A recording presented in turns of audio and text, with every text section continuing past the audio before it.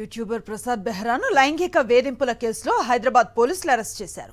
తన సహచర నటిపై లైంగిక వేధింపులు చేశాడంటూ ఒక యువతి పోలీసులకు ఫిర్యాదు చేసింది. షూటింగ్ సమయంలో తనను అసభ్యకరంగా తాకాడంటూ ఫిర్యాదులో తెలిపింది. దీంతో ఈ ఫిర్యాదును స్వీకరించిన పోలీసులు అతడిని అరెస్ట్ చేశారు.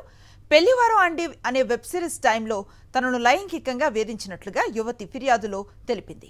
అలాగే మెకానిక్ అనే వెబ్ సిరీస్ టైంలో కూడా ఈ ఘటన జరిగినట్లుగా తెలుస్తోంది. ఇదే అంశంపై మరింత సమాచారాన్ని అందిస్తారు మా correspondent Susmitha.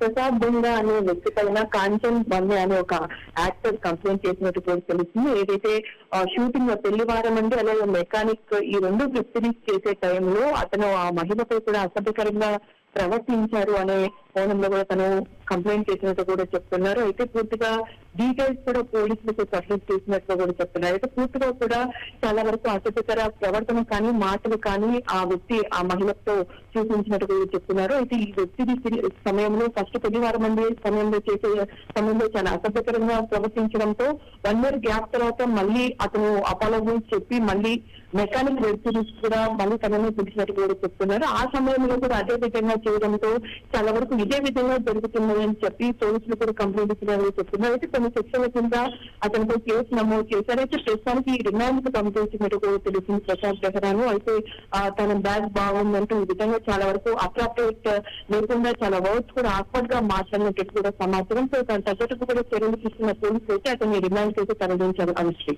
Right, thank you Susmitha.